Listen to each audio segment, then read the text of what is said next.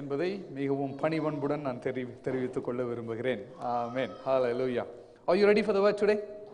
ஆமென். ஹல்லேலூயா. பக்கத்துல கேளுங்களேன், வார்த்தைக்கு அவளோட இருக்கிறீங்களா? ஆமென். ஹல்லேலூயா. இன்றைக்கு ஆண்டவர் உங்களோட பேச போறார், நான் விசுவசிக்கிறேன். ஆமென். அது நீங்க விசுவசித்தீர்கள் என்று சொன்னால் ஒரு சத்தம் ஆமென் சொல்லுங்களேன். ஹல்லேலூயா. சரி, ஆதியாகமம் 28வது அதிகாரம். If you have a Bible with you, please turn your Bible into Genesis chapter 28. ஆதியாகமம் 28வது அதிகாரம்.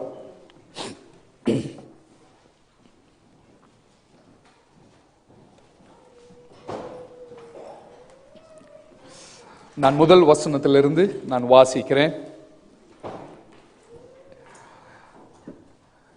ஈசாக்கு யாக்கோபை அழைத்து அவனை ஆசீர்வதித்து, நீ கானானிய குமார்த்தைகளில் பெண் கொள்ளாமல் எழுந்து புறப்பட்டு பதாம் அராமில் இருக்கிற உன் தாயினுடைய தகப்பனாகிய பெத்துவேலுடைய வீட்டிற்கு போய் அவ்விடத்தில் உன் தாயின் சகோதரனாகிய லாபானின் குமார்த்திக்குள் பெண் கொள் என்று அவனுக்கு கட்டளையிட்டான்.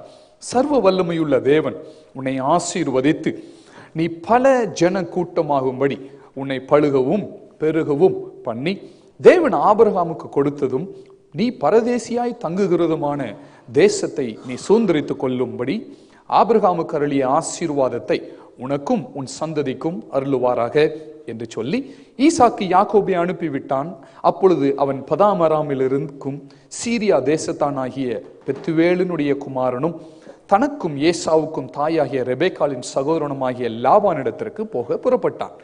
ஈசாக்கு யாக்கோபை ஆசீர்வதித்து ஒரு பெண்ணை கொல்லும்படி அவனை பதாமராமுக்கு அனுப்பினதையும், அவனை ஆசீர்வதிக்கையில் நீ கானானுடைய குமார்த்திகளில் பெண் கொள்ள வேண்டாம் என்று அவனுக்கு கட்டளையிட்டதையும், யாக்கோபு தன் தகப்பனுக்கும் தன் தாய்க்கும் கீழ்ப்படிந்து பதாமராமுக்கு புறப்பட்டு போனதையும் ஏசா கண்டதினாலும், கானானியருடைய குமார்த்திகள் தன் தகப்பனாகிய ஈசாக்கின் பார்வைக்கு ஆகாதவர்கள் என்பதை ஏசா அறிந்ததினாலும், ஏசா இஸ்மவேலிடத்திற்கு போய் தனக்கு முன்னிருந்த மனைவிகளும் அன்றி ஆபிரகாமுடைய குமாரனாகிய இஸ்மவேலின் குமார்த்தியும்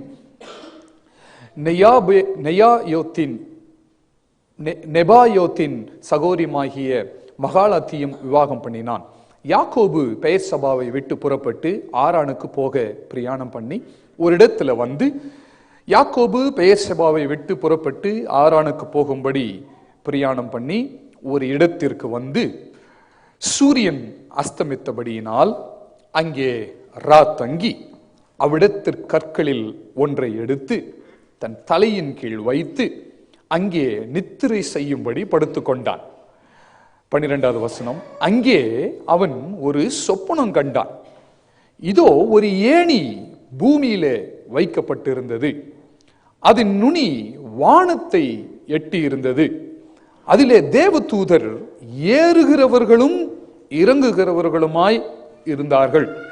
அதற்கு மேலாக கர்த்தர் நின்று, நான் உன் தகப்பனாகிய ஆபிரகாமின் தேவனும் ஈசாக்கின் தேவனுமாகிய கர்த்தர் அடோனாய், நீ படுத்து இருக்கிற பூமியை உனக்கும் உன் சந்ததிக்கும் தருவேன். உன் சந்ததி பூமியின் தூளை போல் இருக்கும். நீ மேற்கையும் கிழக்கையும் வடக்கையும் தெற்கையும் பரம்புவாய். உனக்குள்ளும் உன் சந்ததிக்குள்ளும் பூமியின் வம்சங்கள் எல்லாம் ஆசீர்வதிக்கப்படும். நான் உன்னோடு கூட இருந்து, I am with you. I am. நான் உன்னோடு கூட இருந்து நீ போகிற இடத்திலெல்லாம் உன்னை காத்து, போகிற இடத்திலெல்லாம் உன்னை காத்து இந்த தேசத்திற்கு உன்னை திரும்பவும் வர பண்ணுவேன்.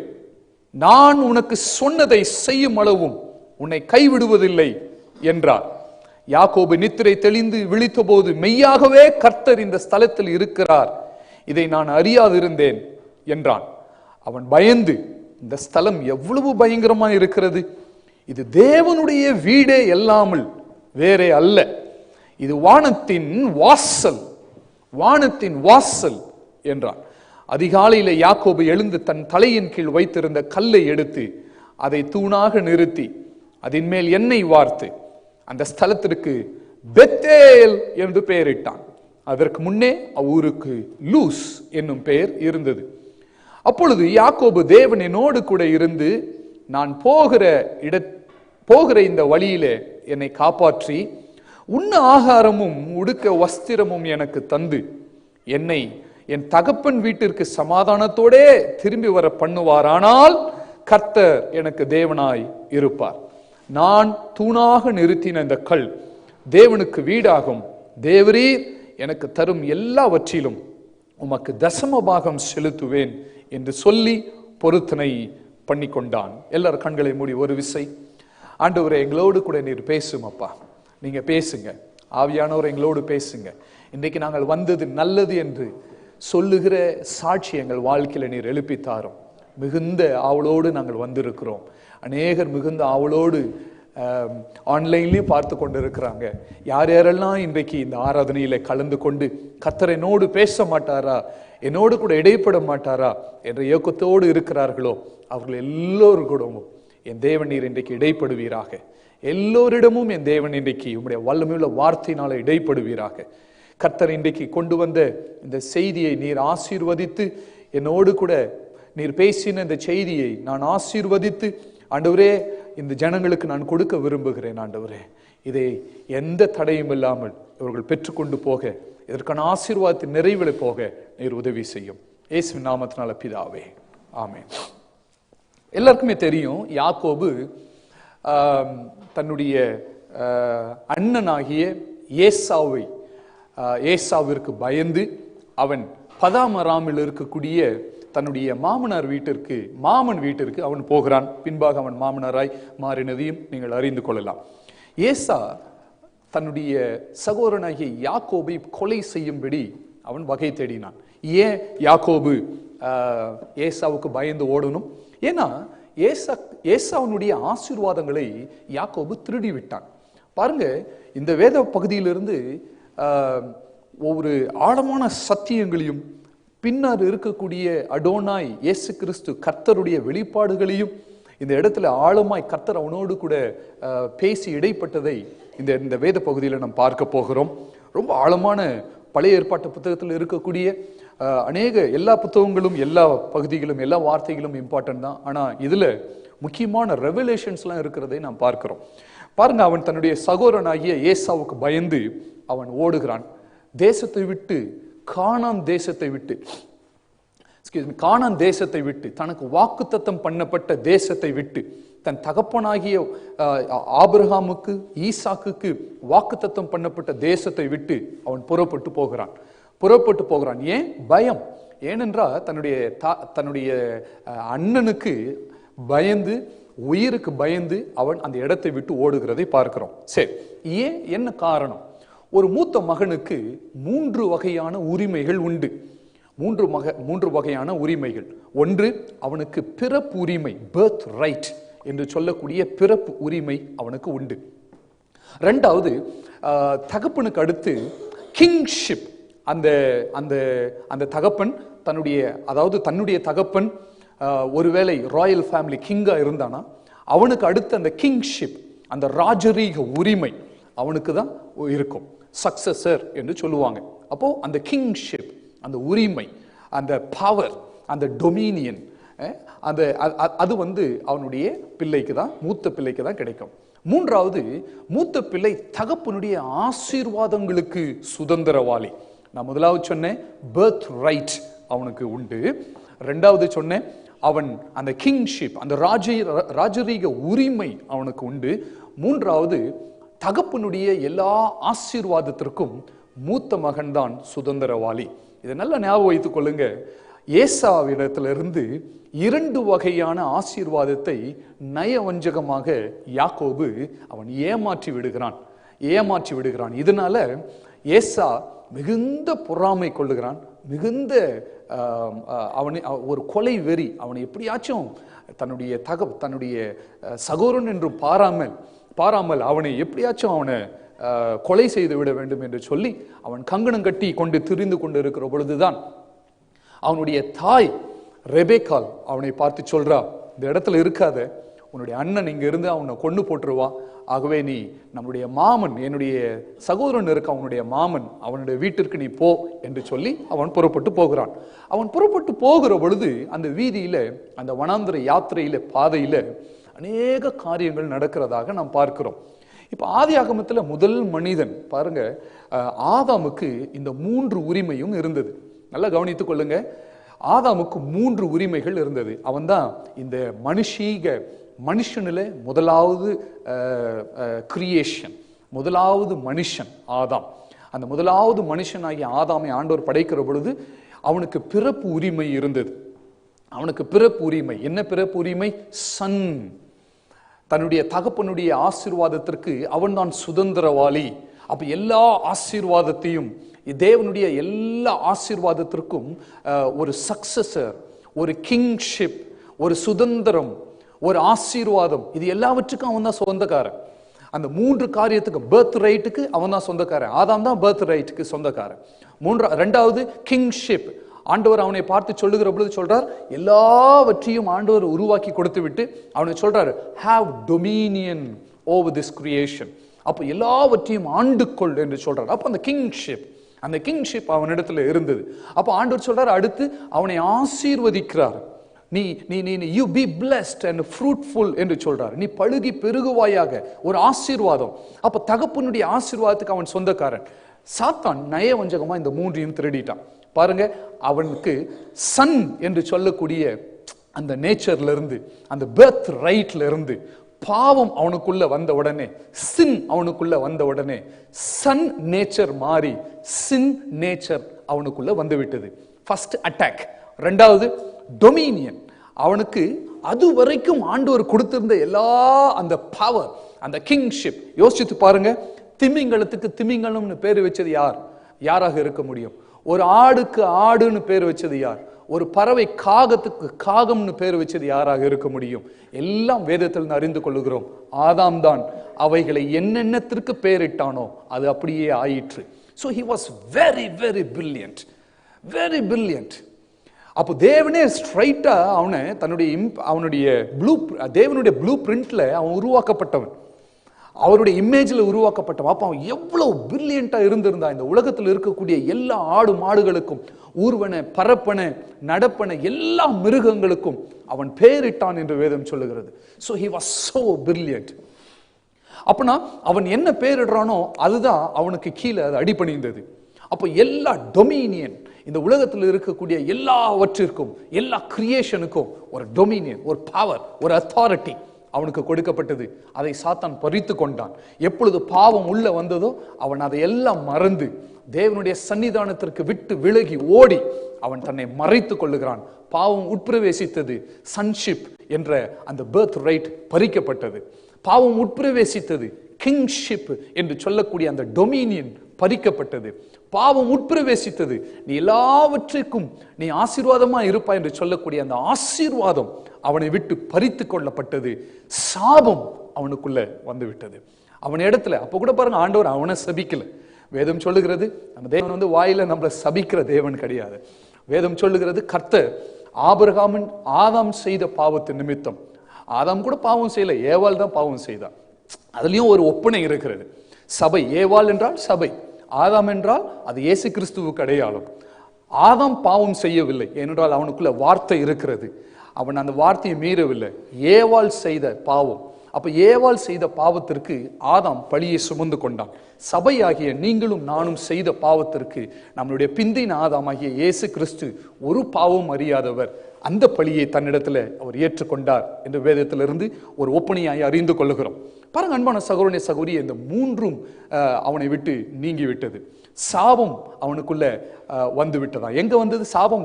தேவன் அவனை பார்த்து நீ சாபமா இருப்பாய் என்று ஆண்டவர் சொல்லல, ஆதாமை பார்த்து சொல்றா, உன் மனைவி செய்த அந்த காரியத்தை நிமித்தம், நீ அதற்கு உட்பட்டது நிமித்தம், இதோ உன் நிமித்தம் பூமி சபிக்கப்பட்டிருக்கும். பூமி சபிக்கப்பட்டிருக்கும். அந்த சாபம் பூமியில தங்கினது. இன்றைக்கு வரைக்கும் அந்த ஆதாமுடைய சாபம் பூமியில இருக்கிறது. ஆனா ரட்சிக்கப்பட்ட நமக்கு அந்த சாபம் கிரியை செய்ய முடியாது. அதை நான் பின்பாக நான் உங்களுக்கு சொல்லிக் கொடுக்கிறேன். அப்போ இந்த 3 உரிமை. அப்போ ஒரு மூத்த சகோதரன், ஒரு மூத்த மகன் என்று சொன்னா, இன்னைக்கு உங்களுக்கு மூத்த மகன், உங்களுடைய மூத்த பிள்ளை இருப்பாங்க என்று சொன்னா, இந்த 3க்கும் அவர்கள் சுதந்திரவாளி.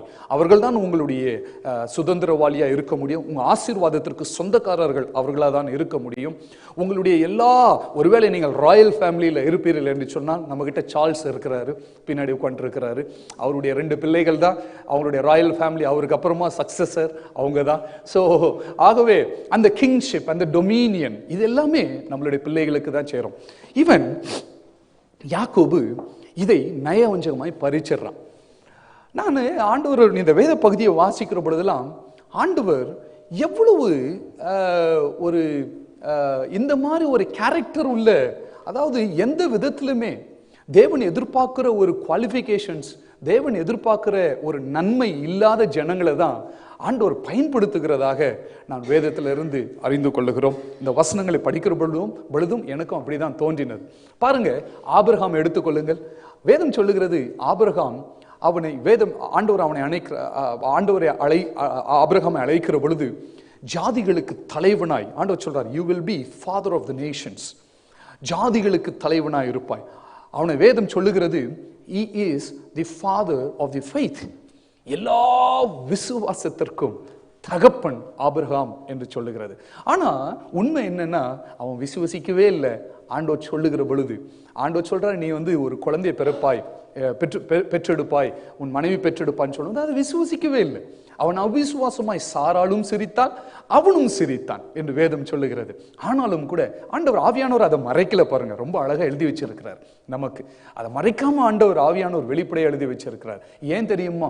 ஒரு அவிசுவாசமான ஒரு மனிதனை ஆண்டவர் உயர்த்தி எல்லா ஜாதிகளுக்கும் தலைவனாய் மாற்றி அவனை குறித்து சாட்சி கொடுக்கிறது. அவன் ஆபிரகாம் விசுவாசத்தின் தகப்பன். he is the father of the faith. யாக்கோபு எடுத்துக்கொள்ளுங்க, அவனிடத்துல ஒரு நன்மையுமே கிடையாது, ஒரு நன்மையும் இல்லை. அவன் தன்னுடைய யாக்கோபு என்று சொன்ன டிசீவர்னு அர்த்தம் பேர். ஆமென்.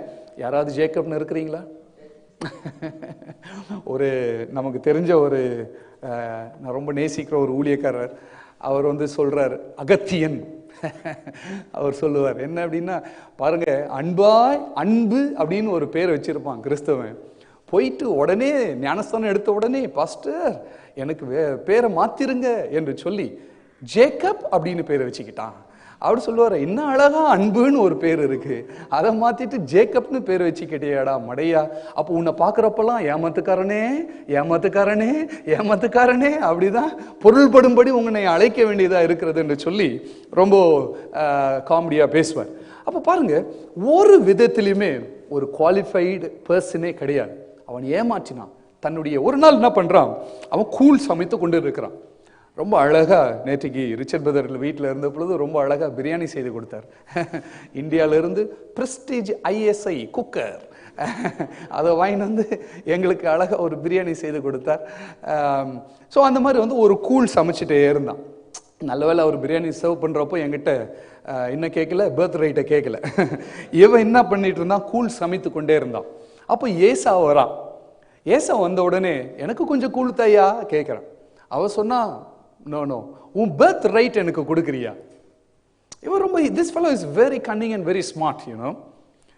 அப்போ என்னுடைய பர்த் ரைட், உன்னுடைய பர்த் ரைட் எனக்கு கொடுக்குறியா? இவன் சொல்றான், டேய் நான் சாக கிடக்குறேன் ஐயா, சாவுற நேரத்துல எனக்கு இந்த பர்த் ரைட்டா முக்கியம், நான் சாவுறது முக்கியமா? பரவாயில்ல கொடுத்துடுறேன், நீ கொடு. அப்போ ஒரு பாத்திரம் கூழுக்காக தன்னுடைய பர்த் ரைட்டை அசட்டை பண்ணினான். அவன் அதை அவமதித்தான். பைபிள் ஏதோ பாவம் அவன் இறந்து போயிடுறான் அப்படின்லாம் சொல்லல, அவன் அதை அசட்டை பண்ணினான்னு பைபிள் சொல்லுது. 26வது அதிகாரம் அப்படிதானே, 26, 25, 25, 29வது வசனத்திலிருந்து 34 வசனம் வரைக்கும் பாருங்க. Genesis 25 verses between 29 and 34 குறிச்சு கொள்ளுங்க. அவன் போய் அதை அசட்டை பண்ணினான். சேஷ்ட புத்திர பாகத்தை ஏசா இவ்வாறு அலட்சியம் பண்ணினான் என்று வேதம் சொல்லுகிறது. அதன் பின்பு பைபிள் என்ன சொல்லுதுன்னா, அதன் பின்பு 27வது அதிகாரத்துக்கு வாங்க. அதுல இவன் என்ன செய்து கொள்றா, தன்னுடைய தகப்பனார் யாரு, ஈசாக்கு முதிர் வயது ஆயிடுச்சு, கண்ணெல்லாம் இருள் அடைய போகுது. ஓகே, நல்ல கவனிங்க, கண்ணெல்லாம் இருள் அடைய போகுது. இப்போ இந்த நேரத்துல ரெண்டு பிள்ளை, அவன் தன்னுடைய மூத்த மகனாகிய ஏசாவை கூப்பிடுறான். ஏன்னா அவனுக்கு பிளெஸிங் கொடுக்கணுமே. தன்னுடைய பர்த் ரைட்டுக்கு சொந்தக்காரர் அவன் தானே. எனக்கு அடுத்து அவனுக்கு அடுத்து சொந்தக்காரர், தி சக்சஸர் அவன் தானே. சிரேஷ்ட புத்திர பாகம் அவனுக்கு தானே. அவன் என்ன பண்றான், அவனை அழைத்து, மகனே நான் உன்னை ஆசீர்வதிக்க விரும்புறேன். ஆகவே நீ என்ன செய்யணும், இதோ எனக்கு நான் மரணம் அடையும் முன்னே என் ஆத்மா உன்னை ஆசீர்வதிக்க நீ என்னிடத்துல என்ன கொண்டு வரணும், நல்ல உன் வில்லை எடுத்து கொண்டு போய் எனக்காக வேட்டையாடி பிரியமான ருசியுள்ள பதார்த்தங்களை எனக்கு சமைச்சு கொண்டு வா. ஆமென். அப்ப ஆசீர்வாதம் வரணும்னா என்ன பண்ணணும், நீங்க ருசியா சமைச்சு சாப்பிடணுமா? என்ன பண்ணணும், சமைச்சு சொல்லுங்க, சமைச்சு நல்லா ஞாபகம் வச்சுங்க. ஆமென். அப்போ ருசியுள்ள பதார்த்தங்களை சமைத்து தகப்பனிடத்துல கொண்டு வரான்.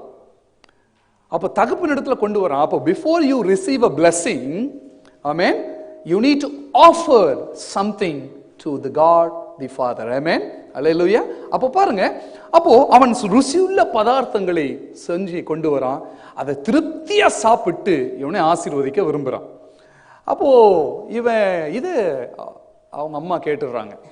இப்ப அப்பாக்கு மூத்த மகனை ஆசீர்வதிக்கணும், அம்மாவுக்கு இளைய மகனை ஆசீர்வதிக்கணும். உடனே ஜேக்கப் கூப்பிட்டு ஓடி போயிட்டு, உன் தகப்பனுக்காக நான் ருசியா சமைச்சு தரேன், ஓடி போய் ஒரு ஆட்டை அடிச்சிட்டு வா. போறான். ஒரு உள்ள போயிட்டு ரெபேக்காள் தன்னுடைய அவனுடைய சொல்லை கேட்டு, என் சொல்லை கேட்டு நான் உனக்கு கற்பிக்கிறபடி செய், நீ போய் ஆட்டு மந்தைக்கு போய் 2 நல்ல வெள்ளாட்டு குட்டிகளை கொண்டு வா, அவைகளை உன் தகப்பனுக்கு பிரியமானபடி ருசியுள்ள பதார்த்தங்களாக நான் சமைச்சு தரேன் என்று சொல்லி சமைச்சு கொடுக்கிறா. ஜேக்கப் எடுத்துட்டு போறான், அவங்க அப்பா கிட்ட கொடுக்குறான். அப்பா நல்ல மட்டன் பிரியாணி சாப்பிட்டாரு. நல்லா சாப்பிட்டு திருப்தியோடு ருசியுள்ள பதார்த்தமாய் அவன் சமைச்சு சாப்பிட்டுட்டு அவனை போயிட்டு ஆசீர்வதிக்கிறான். அப்போ ஆசீர்வதிக்கிறப்போ கண்ணு இருள் அடைஞ்சிடுச்சு. அப்போ அவன் என்ன பண்றான், தகப்பனுக்கு தன்னுடைய அண்ணனுக்கு ரோமம் அதிகம், முடிய ரொம்ப அதிகம். ஆகவே தன்னுடைய ஒரு சில ரோமங்கள் எல்லாம் போட்டுட்டு வந்து தகப்பனை ஏமாற்றி அந்த ஆசீர்வாதத்தை பெற்றுக்கொள்றான். இப்போ ராயல் ஃபேமிலி இல்லை, அப்போ அந்த கிங்ஷிப் இன்னும் வரல. சவுல் தான் முதல் கிங். ஆகவே இப்போ இன்னும் அந்த ராஜரீகம், அந்த கிங்ஷிப்லாம் எதுவுமே இல்லை. அப்போ 2 சொந்தம் தான், 2 ரைட்ஸ் தான். என்ன தெரியுமா, பர்த் ரைட், சிரேஷ்ட புத்திர பாகம், இன்னொன்னு ஆசீர்வாதம், தகப்பனுடைய ஆசீர்வாதம். 2த்துமே அவன் என்ன பண்ணா, சுருட்டிட்டான். 2த்தையுமே நயவஞ்சகமாய் ஏமாற்றி பெற்றுக்கொண்டான். இப்போ கோபம் அவனுக்கு கோபம். இப்போ அவங்க அப்பா கூப்பிடுறாரு, அவனை கொலை பண்ணணும்ட்டு இவன் கங்கணம் கட்டி கொண்டு திரிஞ்சு கொண்டு இருக்கிறான். இப்போ ஈசாக்கு அவனை அழைக்கிறான், யாக்கோபு அழைக்கிறான். ஏன்னா நேசம் அவனு பாருங்க, அவனு but still he loves him. அவனை நேசம். அவனை அழைத்து, நீ எழுந்து பதான் அராமில் இருக்கிற உன் தாயினாகிய உன் தகப்பனுடைய பெத்துவேல் வீட்டிற்கு நீ போ. அங்க போய் உன் லாபானின், உன் மாமனாகிய லாபானின் குமார்த்திக்குள் பெண் கொள். நீ முதலாவது வசனம், நீ கானானிய குமார்த்திகளில் பெண் கொள்ளாமல். நல்லா கவனிங்க, இன்னைக்கு ஒரு சில பாயிண்ட்ஸ்லாம் நான் பேசுறேன், உங்களுக்கு யூஸ்ஃபுல்லா இருக்கும். கானானிய பெண் குமார்த்திகளில் பெண் கொள்ளக்கூடாது. இப்போ ரட்சிக்கப்பட்டவங்க அநேக யங்ஸ்டர்ஸ் எல்லாம் என்கிட்ட கேட்குற கேள்வி என்ன அப்படின்னா, நான் ஒரு மகனை ஒரு மகளை ஒரு பிள்ளைய நான் நேசிக்கிறேன். யூத் மீட்டிங் யூத்ல எல்லாம் கூட இந்த மாதிரி கொஸ்டின்ஸ்லாம் வரும். நான் வேற ஒரு பையனை நான் நேசிக்கிறேன், ஆனா அவர் கிறிஸ்டியன் இல்லை. வேற ஒரு மகளை நான் நேசிக்கிறேன், ஆனா கிறிஸ்டியன் இல்லை. நான் கல்யாணம் கட்டி கொள்ளலாமா பாஸ்டர்? தாய் தகப்பன் கூட கேட்குறாங்க. அந்நிய இதுல இருந்து ரட்சிக்கப்படாதவங்களிடத்துல இருந்து நான் கல்யாணம் செய்து கொள்ளலாமா என்னுடைய பிள்ளைக்கு, என்னுடைய மனைவி, என்னுடைய குழந்தைக்கு பண்ணலாமா? அப்போ பைபிள்ல இருந்து நம்ம ரொம்ப தெளிவா அறிந்து கொள்ளுகிறோம், அந்நிய நுகத்துல நாம் பிணையப்படக்கூடாது. ஆமேன், அல்லேலூயா. அப்போ நீங்க ஒரு ரட்சிப்புக்குள்ள எவ்வளவு வசதி வாய்ப்பு உங்களுக்கு இருக்குது. இன்னைக்கு உலகத்துல திருமணம் சொன்ன உடனே பாருங்க என்ன பார்க்கிறோம், மாப்பிள்ளை எவ்வளவு வசதியா இருக்கிறார். மாப்பிள்ளை லண்டன் மாப்பிள்ளையா, மாப்பிள்ளை அமெரிக்கா மாப்பிள்ளையா, மாப்பிள்ளை சாஃப்ட்வேர் இன்ஜினியர் சயின்டிஸ்டா, அவர் மாப்பிள்ளை ஒரு நல்ல பயங்கரமான ப்ரொஃபஷனலிஸ்டா, அவரு நல்லா சம்பாதிக்கிறாரா, இவ்வளோ பேங்க்ல சம்பாதிக்கிறாரா, இவ்வளோ, இப்படிதான் பார்க்கறாங்களே தவிர வேதத்தின்படி ஒரு திருமணத்தை எவ்வாறு முன்வைக்க வேண்டும் என்று இன்னைக்கு அநேக குடும்பம் தவறுகிறது.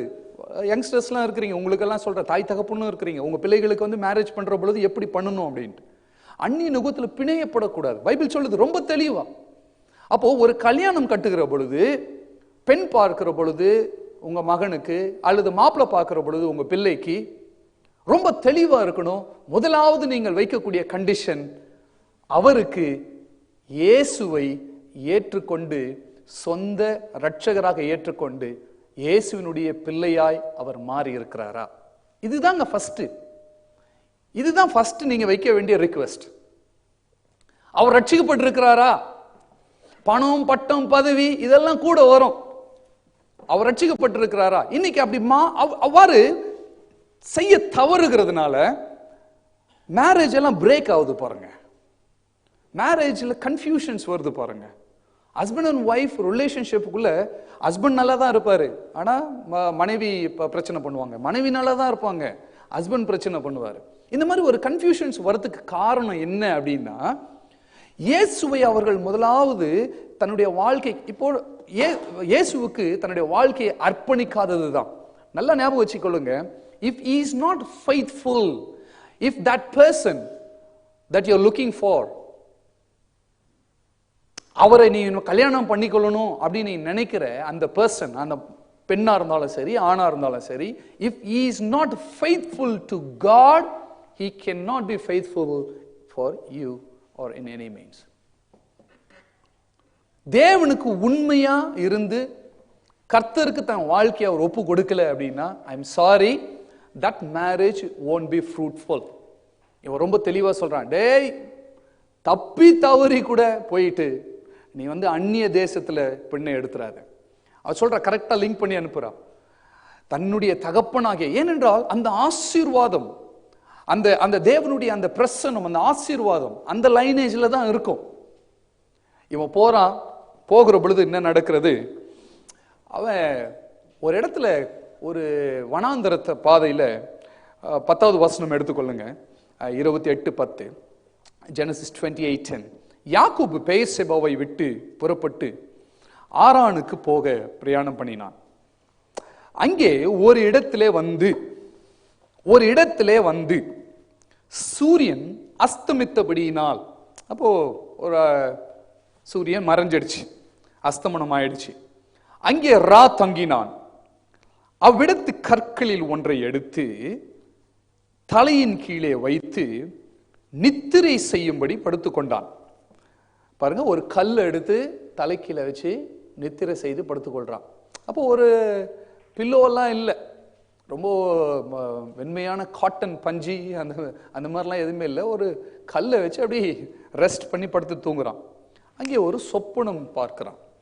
அந்த சொப்பனத்தில் இதோ ஏணி, அங்க பாருங்க, இதோ ஒரு ஏணி பூமியிலே வைக்கப்பட்டு இருந்தது. எல்லாம் சொல்லுங்க, ஏணி பூமியிலே வைக்கப்பட்டிருந்தது. அதன் நுனி வானத்தை எட்டி இருந்தது. அங்கே அதிலே தேவதூதர்கள் ஏறுகிறதும் இறங்குகிறவர்களுமாய் காணப்பட்டார்கள். அதற்கு மேலாக, எதற்கு மேலாக, அந்த ஏணிக்கு மேலாக கர்த்தர் நின்றார். பாருங்க, நல்லா கவனிங்க. இவன் படுத்து தூங்குறான். இப்ப என்ன நடக்குது அப்படின்னா, ஒரு சொப்பனம் பார்க்கிறான்.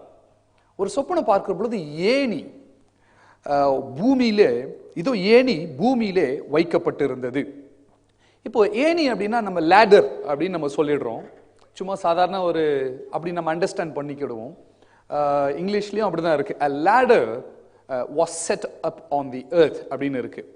ஆனா எபிரேய பாஷையில அதற்கு உண்மையான அர்த்தம் என்ன என்று சொன்னா, சுல்லம், சுல்லம் அப்படின்னு அர்த்தம்.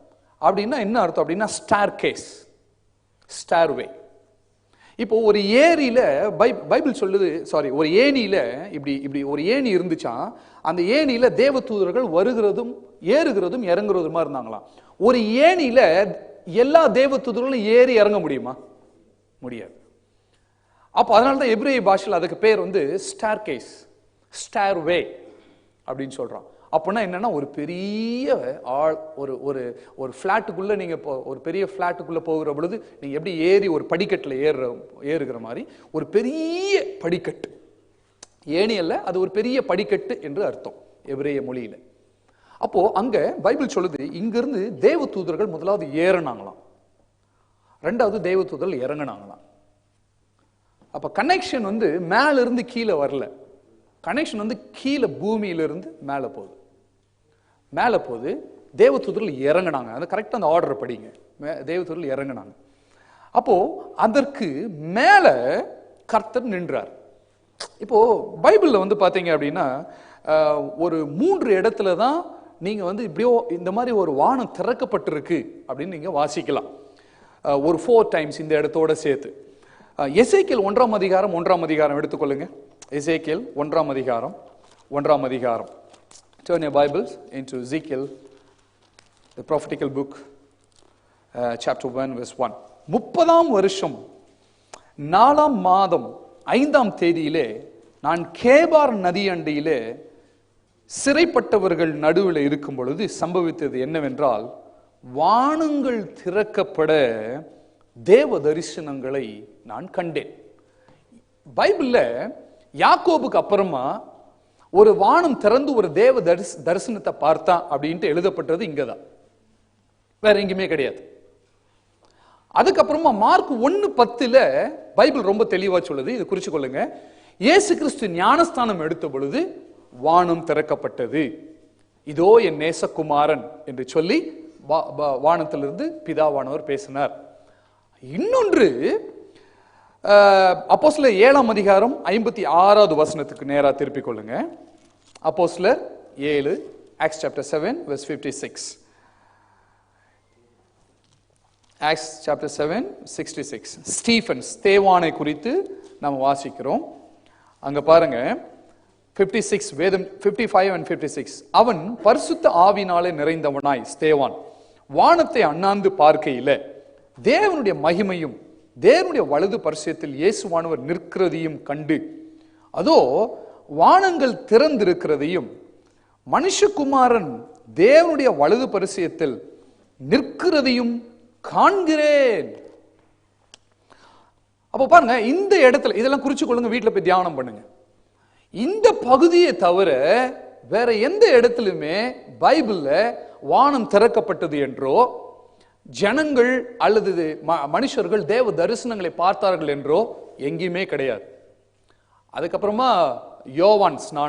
யோவான் வெளிப்படுத்தின விசேஷத்தில் எழுதின யோவான், அவனை ஆண்டவர் பரலோகத்தை எடுத்துக்கொண்டார் என்று சொல்லி தான் நம்ம வாசிக்கிறோம். அதற்கு முன்பா வேற எங்கேயுமே நீங்க பார்க்க முடியாது. இப்ப பாருங்க, வானம் திறக்கப்பட்டு பூமியிலிருந்து ஒரு ஏணி வைக்கப்பட்டு, பூமியில வைக்கப்பட்டுச்சான் ஏணி. அந்த பூமியிலிருந்து வானத்துக்கு கனெக்ட் பண்ணிச்சான் ஒரு ஏணி.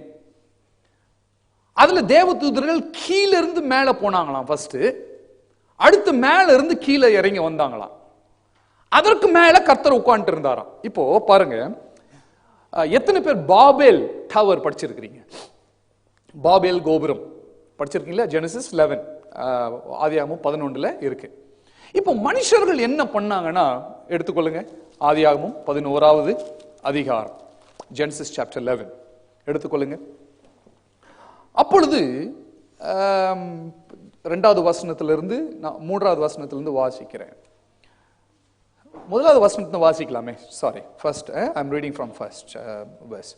பூமி எங்கும் ஒரே பாஷ்யம் ஒரே விதமான பேச்சும் இருந்தது. ஜனங்கள் கீழே இருந்து பிரயாணம் பண்ணுகையில் சினையா தேசத்திலிருந்து சமபூமியை கண்டு அங்கே குடியிருந்தார்கள். ஆமென், ஹல்லேலூயா. இங்கதான் மெசபத்தோமியா நாகரிகம், ஆமென், இங்கெல்லாம் அதான் இங்க உண்டாச்சு. சரி, அப்பொழுது அவர்கள் நாம் செங்கல் அறுத்து அதை நன்றாய் சுடுவோம் வாருங்கள் என்று சொல்லி ஒரு பேசிக்கொண்டார்கள். கல்லுக்கு பதிலாக செங்கலும் சாந்துக்கு பதிலாக நிலக்கீலும் அவர்கள் கையில் இருந்தது. பின்னர் 4வது வசனம் பாருங்க. நாம் பூமியின் மீதெங்கும் சிதறி போகாதபடிக்கு நமக்கு ஒரு நகரத்தையும் வானத்தை அளாவும் சிகரம் உள்ள ஒரு கோபுரத்தையும் கட்டி நமக்கு பேர் உண்டாக்குவோம் வாருங்கள் என்று சொல்லி மனுபுத்திரர் கட்டுகிற நகரத்தையும் கோபுரத்தையும் பார்க்கிறதற்கு கர்த்தர் இறங்கினார். நல்ல கவனிங்க. ஒரு group of people are trying to access heaven through their works. Group of people trying to access or connect God through their works. அப்போ இந்த இடத்துல எல்லா ஜனங்களும் ஒரே பாஷை இருக்கு. எல்லா வேத வல்லுநர்கள்லாம் சொல்றாங்க அந்த பாஷை தமிழா தான் இருக்கணும் அப்படின்னு சொல்லிட்டு. ஒரு ஆமீனே வரலையே. எவ்வளவு ஆசை பாருங்க. அதனால தமிழ் பைபிள் படிக்கிறது என்ன ஒரு பேரின்பம். ஆமேன். உலகத்திலேயே கல் தோன்றா மண் தோன்றா காலத்துல என்னது மூத்த அதுதான். அப்ப ஏன்ஷியன்ட் லாங்குவேஜ் எது? என் பையன் கேட்பான், டாடி முதல்ல கேட்டான் ஏன்ஷியன்ட் லாங்குவேஜ் எது? தமிழ்டா. தமிழன் என்று சொல்லடா, தலை நிமிர்ந்து நெல்லடா அப்படின்ற மாதிரி. அப்போ தமிழ் வேதா அப்படிதான் வேத வல்லுநர்லாம் ஒற்றுக்கொள்றாங்க. சரி, நானும் அதே மாதிரி நம்புறேன்னு வச்சுக்கோங்களேன். நீங்க நம்பினா நம்புங்க, இல்லைன்னா okay, up to you. Okay. So அப்போ முதல் லாங்குவேஜ் என்ன? தமிழ் இருந்திருக்கு. அப்போ எல்லாம் தமிழ்ல பேசினாங்கன்னு வச்சுக்கோங்க, ஒரே லாங்குவேஜ். இப்போ இவங்க என்ன பண்றாங்க? ஒரு பில்டிங்கை கட்டி கட்டி கட்டி ஒரு கோபுரத்தை கட்டி they trying to reach God. அப்போ பாருங்க, அவன் சொல்றான் கட்டுப்பா, வானத்தளவு கட்டியா. யாரு அந்த கடவுள்? பார்த்தலாம், கடவுளை நம்ம போய் டச் பண்ணிடலாம், ரீச் பண்ணிடலாம் அப்படின்னு சொல்லிட்டு கட்டுறாங்க. பிரச்சனையா அதுதான் பாருங்க. நம்ம ஆளுங்களுக்கு வந்து என்ன லாங்குவேஜ் பேசினாங்க அவங்க சொல்லுங்களேன். அப்ப யார் அது? சரி, அதுக்கப்புறம் உங்ககிட்டே விட்டுறேன். கோடிட்ட இடங்களை நிரப்புக. அப்போ அவங்க பிரச்சனையா அதுதான் பாருங்க. குரூப் ஆஃப் பீப்புள் அவன் தான் நேரா கட்டினா. இப்ப என்ன நடந்துச்சு? ஆண்டவர் வந்து அதை கன்ஃபியூஸ் பண்ணிட்டார். அப்போ இந்த இடத்துல இருந்து அறிஞ்சு கொள்றோம், ஒரு group of people are trying to access God through their actions, through their works, through their intellectual knowledge. ஒரு ஆர்கிடெக்சர்ல பாரு, கட்டு தூள் கலப்பியா. அப்போ one of the biggest mind blowing ஆர்கிடெக்டா இருந்திருக்கும். அது ஒரு பில்டிங்கா இருந்திருக்கும். ஆனா ரீச் பண்ண முடியல. ஆனா இந்த இடத்துல பைபிள் சொல்லுது, இம்மீடியட்டா இந்த இடத்துல பூமியிலிருந்து ஒரு ஏணி உண்டானதாம். அந்த ஏணி யாரு? அப்போ மேல வானத்திலிருந்து ஏணி உண்டாகல. இந்த இடத்துல என்ன பண்றான்?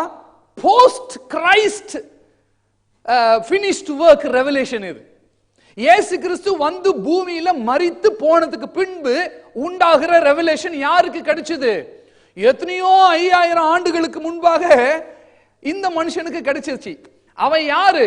அவன் ஒரு ஏமாத்துக்காரன். தன் சொந்த அண்ணனையே ஏமாத்தினவன். அவனுக்கு ஆண்டவர் கொடுக்கிறாரு அடோனாய் ரெவலேஷன் கொடுக்கிறார். அவன் தேவ தரிசனத்தை பார்க்கிறான். என்ன பார்க்கிறான்னா, ஒரு பூமி, வாழ்ற பூமியில இருந்து ஒரு ஏணி உண்டாகுது. அப்ப ஏணி எப்ப வந்துச்சு? யார் அந்த ஏணி? இயேசு கிறிஸ்து. Who is that mediator? Jesus Christ. அந்த ஏணி வானத்துல கனெக்ட் ஆகுதான். தேவதூதர்கள் கீழே இருக்கிறாங்களாம்.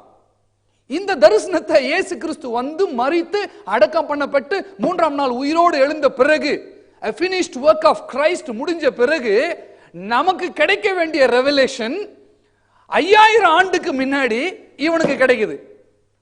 அதனாலதான் என்னவோ நான் நினைக்கிறேன், அவன் ஆசீர்வதிக்கிறபோது சொல்றான் யூதாவை பார்த்து, சமாதானத்தின் கர்த்தர் வரும் அளவும் அப்படின்றான், உன் செங்கோல் உன்னை விட்டு நீங்காதியா.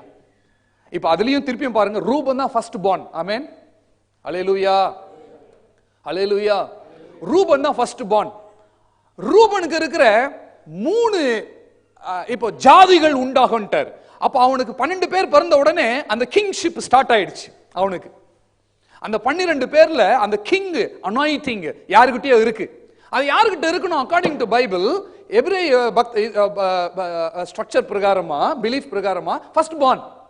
அப்போ ஃபர்ஸ்ட் பார்னுக்கு கிங் அனாயிட்டிங் இருக்கணும். ஃபர்ஸ்ட் பார்னுக்கு பர்த் ரைட் இருக்கணும். ஃபர்ஸ்ட் பார்னுக்கு காட்ஸ் பிளெஸிங்ஸ் இருக்கணும்.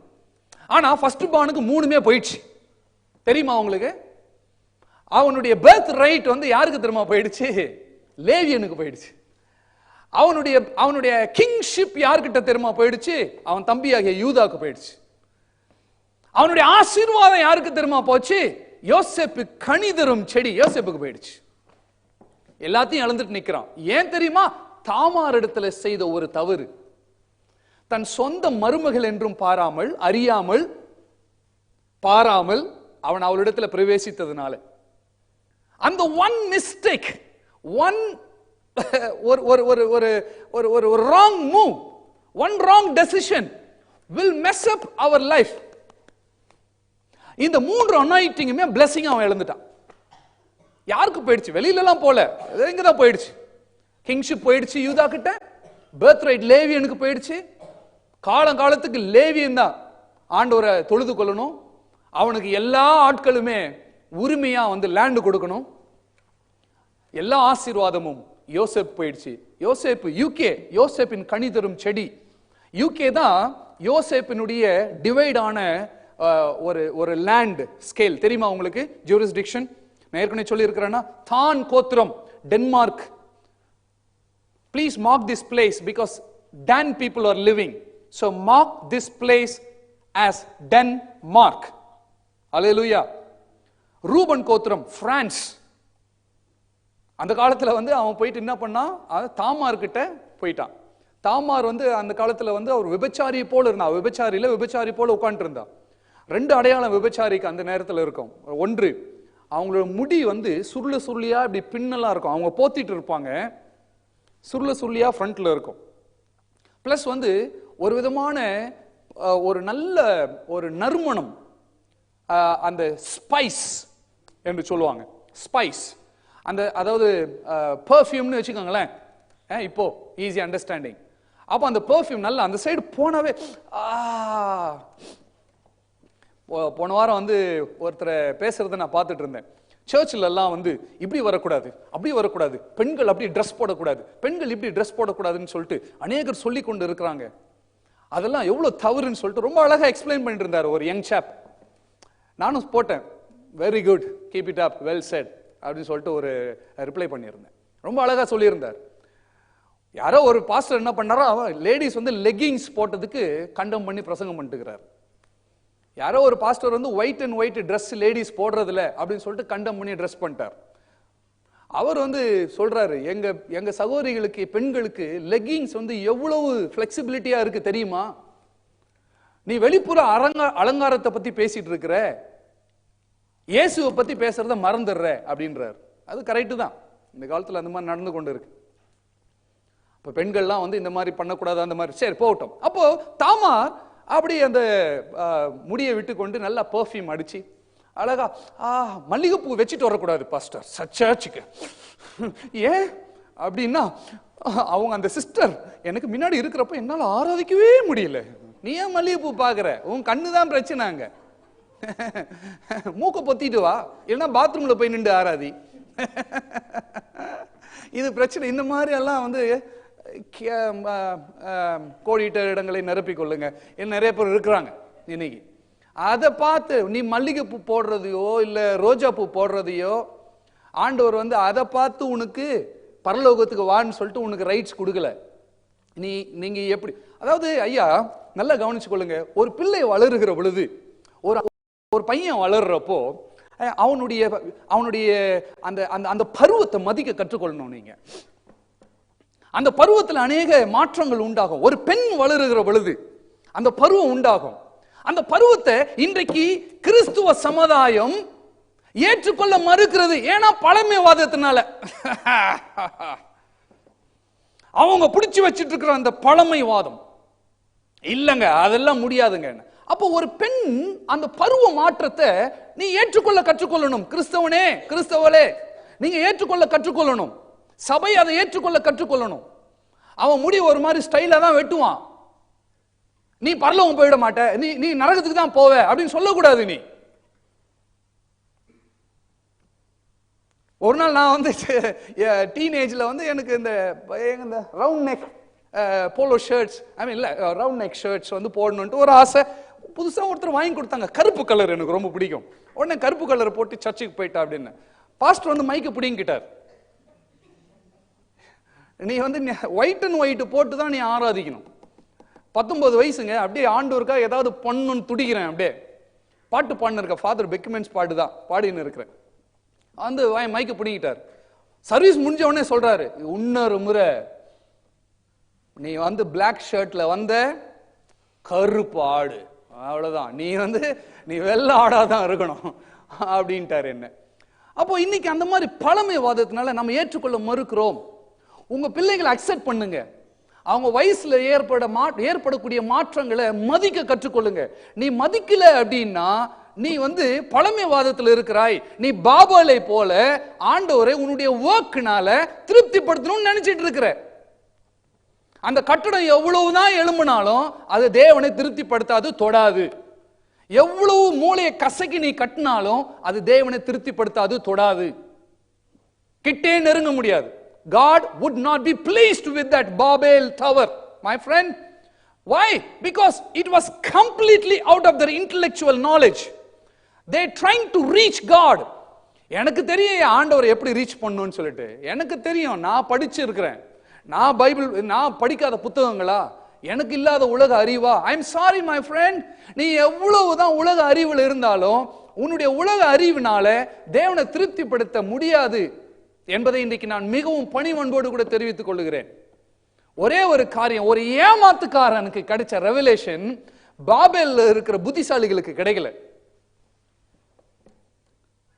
ஒரு ஏணி இங்கிருந்து ஏறுதான். யார் அந்த ஏணி? இயேசு கிறிஸ்து.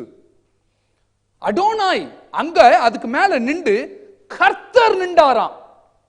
யாரு? Adonai, lord. Who? Jesus, Yahweh, God நிக்கிறாரு. பழைய ஏற்பாட்டுல அவனுக்கு யாவே, புதிய ஏற்பாடு தான் நமக்கு தெரியும் அந்த யாவே யார், அந்த அடோனாய் யார், லார்ட் யார். யாவேன்னு சொல்றதுக்கு பயந்தான் அவன். அடோனாயின்னு சொன்னான். அடோனாய் அப்படின்னு சொல்றான். இன்னைக்கு சொல்றாங்க. அந்த இடத்துல நின்று ஒரு ஏணி ஏறுகிறது. அதுல தேவ தூதர்கள் கீழ இருந்து மேல கனெக்ட் பண்றாங்க. அப்போ my friend, my dear brothers and sisters, நல்லா கவனிச்சுக்கங்க. அந்த இடத்துல படுத்துட்டு இருக்கிற பொழுது அந்த அடோனாய் கர்த்தர் அவனிடத்துல வெளிப்பட்டு ஒரு சில ஆசீர்வாதங்களை அவனுக்கு ரிமைண்ட் பண்றாரு. ஐ டோன்ட் நோ ஈசாக்கு அப்பேற்பட்ட ஆசீர்வாதங்களை ரொம்ப பகிரங்கமா சொல்லியிருப்பானா என்னன்னு தெரியல. இந்த அதிகாரத்தின் ஆரம்பத்தில் அவன் சொல்றான், ஆனா அவ்வளவு கிளாரிட்டியா இல்லை. அப்போ ஆண்டவர் பகிரங்கமா வெளிப்படுறாரு அவன் கையில. அவன் பயந்துட்டானா. அதாவது அந்த இடத்தை பார்த்து பயந்தான் அப்படின்னு பைபிள்ல இருக்கு. அந்த இடத்தை பார்த்து பயந்தான் இருக்கு. சரி, முதலாவது ஆண்டவர் என்ன சொன்னாரா பாருங்க. முதல்ல தேவ தூதர்கள் ஏறுறாங்களாம். நல்லா ஞாபகம் வச்சுக்கொள்ளுங்க. இயேசு கிறிஸ்து மரணத்துக்கு பின்பு தேவ தூதர்கள் உங்களோடு கூட இருக்கிறாங்க. அவர்களை நீங்கள் வணங்க கூடாது.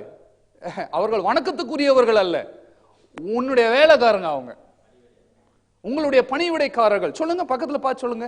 ஏஞ்சல்ஸ் எனக்கு சர்வன்ட்ஸ் சொல்லுங்க. ரொம்ப தெளிவா சொல்லுங்க அது. ஆமென். ஏஞ்சல்ஸ் எனக்கு சர்வன்ட்ஸ். இன்னைக்கு ஏஞ்சல் வந்தாரு, ஏஞ்சல் அப்படி பறக்கிறாரு, இவ்வளவு பெருசா இருக்கிறாரு, ஐயோ பயமுறுத்திக்க. இல்ல, உங்களை பார்த்து ஏஞ்சல் பயப்படணும். நீ சொன்னா ஏய் போய் செய்ப்பா, நான் இப்போ கிளம்புறேன், சர்ச்சு கிளம்புறேன், என்னென்ன டிராபிக் எல்லாம் இருக்கு, என்னென்ன ஆக்சிடென்ட் எல்லாத்தையும் கிளியர் பண்ணு, நான் வரேன், ஒரு ரெட் கார்பெட் போடு அப்படின்னு சொன்னீங்கன்னா அவங்க செய்யணும். ஏன்னா அதான் நியூ டெஸ்டமெண்ட்ல அந்த அதிகாரத்தை கர்த்தர் உங்க கையில கொடுத்திருக்கிறார். இன்னைக்கு இதை மாத்தி பிரசங்கம் பண்றாங்க. ஜாக்கிரதை, ஏஞ்சலை விட நீங்க வெளியேற பெற்றவர்கள். ஒரு ஆமேன் வரலையே. ஏஞ்சலை விட ரொம்ப அழகானவங்க நீங்க. ஆமேன். ஏஞ்சலை விட நீங்க ரொம்ப வெளியேற பெற்றவர்கள். அப்போ ஒரு ஏஞ்சலை போல அழகா இருந்தானே, ஏய் உனக்கு ரெவலேஷன் இல்லைன்னு அர்த்தம். உன்னை பார்த்து ஏஞ்சல் சொல்லும் என்னன்ட்டு, பா என்ன அழகா இருக்கிறான் இவன், இவனை மாதிரி நான் பிறக்கலையே. அதுதாங்க உண்மை. அதுதான் உண்மை. பிசாசியா உன்னை பார்த்து பல்ல கடிக்கிறான். நீ என்ன பண்ண பிசாசுக்கு? கேள்வி வருது பாருங்க. நான் என்ன பண்ண பாஸ்டர் பிசாசுக்கு? என்னைய என் மேலையா? ஏன்னா அவன் ஆண்டவர் மாதிரி இருக்கணும்னு ஆசைப்பட்டான், முடியல. ஆனா கர்த்தர் உன்னை அவர் மாதிரி படைச்சாரு, அதனாலதான் அவனுக்கு பிரச்சனை. அப்ப உன்னை பாக்குறப்பெல்லாம் கடுப்போ, நான் உன்ன மாதிரி ஆகணும்னு நினைச்சேன், ஆக முடியல. ஒரு தோத்து போனவனுடைய விரக்தி அது. சொல்லுங்க எல்லாம், பிசாசே தோத்து போனவனே சொல்லுங்க. இல்ல பக்கத்துல பார்த்து என்னன்னு சொல்றீங்க? மேல எப்படி காட்டுங்க கைய. ஒரு ஆள் கூட கை இப்படி வரலங்க. எல்லாம் இப்படின்றாங்க இப்படின்றாங்க இப்படின்றாங்க. அப்படிலாம் இல்ல. இப்படி சொல்லு, பிசாசே தோத்து போனவனே, உன் மேல எனக்கு, என் மேல உனக்கு எந்த அதிகாரம் இல்லை. ஆமென், அல்லேலூயா. இப்போ ஏஞ்சல்ஸ் மேல ஏறுறாங்களா? அப்ப angels are already available, where already available for Jacob to access. Amen, hallelujah. உங்களுக்கும் அப்படிதான், உனக்கும் எனக்கும் angels are always available. Amen. நீ சொன்னா அவங்க செய்வாங்க, நீ உட்காருன்னா உட்காரணும். ஆமென், அவங்க சொல்லுவாங்க, அவங்க செய்வாங்க. Okay okay. அடுத்து உன் தகப்பனாகிய ஆண்டவர் சொல்றாரு பாருங்க, அதுக்கு மேலாக கர்த்தர் நிக்கிறாராம். கர்த்தர் நின்று ஏஞ்சல்ஸ்க்கு இருங்க, ஏஞ்சல்ஸுக்கு மேல நின்றாரா கீழே நின்றாரா ஆண்டவர்? அப்போ யாரதான் உயர்த்தி பேசணும்? இயேசு கிறிஸ்துவ தான் உயர்த்தி பேசணும். ஆமென். இயேசு கிறிஸ்துக்கு மேல ஏஞ்சலை உயர்த்திடாதீங்க. அந்த மாதிரி நிறைய பேர் இன்னைக்கு பிரசங்கம் பண்றாங்க, ஜாக்கிரதையா இருங்க. நான் உன் தகப்பனாகிய ஆபிரகாமின் தேவனும் ஈசாக்கின் தேவனுமாகிய கர்த்தர். இப்ப பாருங்க, நல்ல கவனிங்க. ஒரு சில ஆசீர்வாதத்தை நான் இன்னைக்கு உங்களுக்கு பேசி நான் உங்களை பிளஸ் பண்ண விரும்புறேன்.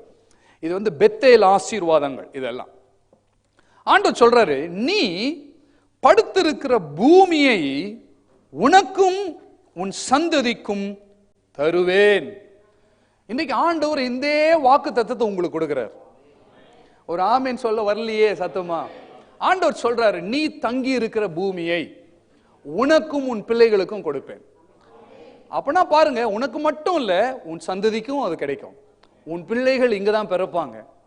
கர்த்தர் வருகை தாமதிக்கும் என்று சொன்னால் ஏலிம் தமிழ் சபையில உங்க பிள்ளைகளுடைய கல்யாணம் இங்கதான் நடக்கும். உங்களுடைய பேத்தி பேரங்களுடைய கல்யாணமும் இங்கதான் நடக்கும். எத்தனை பேர் ஆமேன். ஆமேன். நீ படுத்திருக்கிற பூமியை உனக்கு கொடுப்பாராம். இது வந்து இந்த ஏப்ரஹாமிக் பிளெஸிங். இது புதுசா எல்லாம் பேசல ஆண்டவர். ஆண்டவர் வந்து ஏப்ரஹாமோட பண்ணின உடன்படிக்கையே பேசுறாரு அவன் கையில. இன்னைக்கு உன்னை பார்த்து சொல்றாரு, நீ நினைக்கிற இது உனக்குன்ட்டு ஸ்பெஷலா டிசைன் பண்ணி கொடுக்கப்பட்ட, ஐ எம் சாரி, அது கிடையாது. இந்த blessing it was told before, many years before, to his forefather Abraham. இப்போ பைபிள் சொல்லுது கலாத்தியர்ல, நீங்களும் நானும் விசுவாசத்தினால ஆபிரகாமின் பிள்ளைகள் ஆயிட்டோமா. அல்லேலூயா. அப்ப நீ ஆபிரகாமுடைய லைனேஜ்ல வரல, ஆனா நீங்க விசுவாசத்துல அடாப்ட் பண்ணிட்டார் உங்களை ஆண்டவர். அப்பலாம் நீங்க வந்து என்ன பண்ணிட்டீங்க? உங்களெல்லாம் என்ன பண்ணிட்டார் ஆண்டவர்? அடாப்ஷன், ஒரு ஸ்பிரிச்சுவல் அடாப்ஷன் நடந்துருச்சு. நம்மளுடைய ஃபர்ஸ்ட் ஆண்டவருக்கு ஃபர்ஸ்ட் பிள்ளை யாரு? இயேசு கிறிஸ்து. ஆமென், அல்லேலூயா. அப்ப நம்மள என்ன பண்ணிட்டாரா? அடாப்ட் பண்ணிட்டாரா. அல்லேலூயா. அப்ப நீங்க யாரு? தத்து பிள்ளை. ஒரே ஒரு சொத்துக்கு பிள்ளை யாரு? இயேசு கிறிஸ்து. நம்மலாம் தத்து பிள்ளை. ஆமென். ஆனாலும் தத்து பிள்ளைன்னு சொல்லிட்டு அவர் நம்மள பார்ஷியலா பிஹேவ் பண்ணல. எல்லா ஆபிரகாமின் ஆசீர்வாதத்திற்கும் நம்மள சுதந்திர வழியா மாத்திட்டாராம். அப்ப இயேசு கிறிஸ்துவுக்கு உடையவைகள் எல்லாமே உங்களுக்கும் கொடுத்துட்டாராம் ஆண்டவர். அல்லேலூயா. இன்னைக்கு நான் ப்ரொஃபெட்டிக்கா உங்களுக்கு சொல்றேன், யாராவது நம்ம சபையில இல்ல ஆன்லைன்ல பார்த்துட்டு இருக்கிறவங்கள கூட சொல்றேன், இந்த இடத்துல இந்த பூமியில வந்து நான் நிரந்தரமாய் தங்கக்கூடாதபடிக்கு எனக்கு ஒரு வீசா ப்ராப்ளம் இருக்கு பாஸ்டர், இன்னைக்கு உங்களுடைய விசுவாசம் துளிர்க்கும்படியாய், அன்னைக்கு லூக்கா 17:5-6 வசனங்கள்ல சீஷர்கள் சொன்னாங்க. என்ன சொன்னாங்க தெரியுமா? எங்க விசுவாசம் பெருகும்படி உதவி செய்யுங்கப்பா அப்படின்னு சொன்னாங்க. இன்னைக்கு இந்த வார்த்தையினால் உன் விசுவாசம் பெருகுவதாக. ஆண்டவருடைய ஆசீர்வாதம், ஆபிரகாமுடைய ஆசீர்வாதம் நீ கிறிஸ்துவுக்கு உள்ள இருக்கிறதுனால, கலாத்தியர் வேதம் சொல்லுகிறதுபடி நீ விசுவாசத்தினால ஆபிரகாமுடைய பிள்ளையாய் இருக்கிறதுனால இந்த பூமியை, நீ தங்கி இருக்கிற பூமியை கர்த்தர் உனக்கும் உன் குடும்பத்திற்கும் தருவார். அல்லேலூயா. இது இந்த ஆசீர்வாதம், you have to inherit it. இது உங்க ஆசீர்வாதம். பக்கத்துல பார்த்து சொல்லுங்க, அது ஏன் ஆசீர்வாதம். ஆமென். ஏன் ஆசீர்வாதம்? பாஸ்டர் நான் எந்த இடத்துல தங்கணும், எந்த இடத்துல ஒரு வீடு அமைக்கணும், என்ன பண்ணணும் தெரியல பாஸ்டர். ஆண்டவர் சொல்றாரு, உன் ஆசீர்வாதம் உன் பூமியின் குடியிருப்பின் எல்லையை கர்த்தர் குறிச்சிருக்கிறார். அதை எந்த குயின் சட்டமும் மாற்ற முடியாது, கிங் சட்டமும் மாற்ற முடியாது. Hallelujah. Praise the lord, praise the lord. இது சொல்லுங்க, இது என் சுதந்திரம் சொல்லுங்க. என் சுதந்திரம். ஆமென். என் சுதந்திரம். இது Adonai blessing. Amen. Bethel blessing. இரண்டாவது பாருங்க, உன் சந்ததி பூமியின் தூளை போல் இருக்கும், மேற்கையும் கிழக்கையும் வடக்கையும் தெற்கையும் பரம்புவாய், உனக்குள்ளும் உன் சந்ததிக்குள்ளும் உன்னுடைய பூமியின் வம்சங்கள் எல்லாம் ஆசீர்வதிக்கப்பட்டிருக்கும். இங்க பாருங்க, நல்ல கவனிங்க. மேற்கேயும் கிழக்கேயும் வடக்கேயும் தெற்கேயும் நீ பரம்புவாய் அப்படின்னா என்ன அர்த்தம்னா, ஒரு பெருக்கம் பேசுறாருன்னு அர்த்தம், ஒரு இன்க்ரீஸ் பேசுறாருன்னு அர்த்தம். எல்லாம் சொல்லுங்க, இன்க்ரீஸ் சொல்லுங்களேன், சத்தமா சொல்லலாம், இன்க்ரீஸ் சொல்லுங்க. இன்க்ரீஸ் இன்க்ரீஸ் அப்படின்னா ரபா அப்படின்னு அர்த்தம். எல்லாம் சொல்லுங்க, ரபா. எபிரேய பாஷையில ரபா அப்படின்னா வந்து மல்டிப்ளை, மல்டிப்ளை. இப்போ வடக்கையும் தெற்கையும் கிழக்கையும் இப்படி குண்டாயிட்டு போவீங்க அப்படின்லாம் அர்த்தம் இல்ல. ஆண்டவர் வந்து இப்படி இன்க்ரீஸ் ஆவாங்க, அதை பத்தி பேசல. அவ்வளவுதான் உங்க ரெவலேஷன். ஆமென். அந்த இன்க்ரீஸை பத்தி பேசல. I am talking about your spiritual increase. Increase என்பது உங்க டிஎன்ஏ. தெரியுமா? புரியல நிறைய பேருக்கு. தூங்குறவங்க எல்லாம் சத்தமா ஆமேன்னு சொல்லுங்க. ஏய், வெரி குட். கில்லி மாதிரிறாங்க நம்ம சர்ச்சில். வண்டர்ஃபுல். சரி, நான் முழிச்சிட்டு இருக்கிறேன் பாஸ்டர் சொல்லலாம், சத்தமா ஆமேன்னு சொல்லுங்க. ஸ்பிரிச்சுவல் இன்க்ரீஸ் என்பது உங்க ஸ்பிரிச்சுவல் டிஎன்ஏ. அது உனக்குள்ள இருக்கு, அது டிஎன்ஏ. உங்க டிஎன்ஏ தான் will set how உங்களுடைய கண்ணு கலர் எப்படி இருக்கும், இல்ல? கரெக்ட் தானே? உங்க கண்ணு கலர், உங்க உருவம் எப்படி, அப்படிதானங்க? எல்லாமே உங்க டிஎன்ஏ அதுதான் செட் பண்ணும். உங்க உங்க உங்க கேரக்டர் எப்படி இருக்கும், உங்க உருவ தோற்றம் எப்படி இருக்கும், நீங்க எப்படி நடந்துக்குவீங்க, இது எல்லாம் டிட்டர்மைன் பண்றது உங்க டிஎன்ஏ.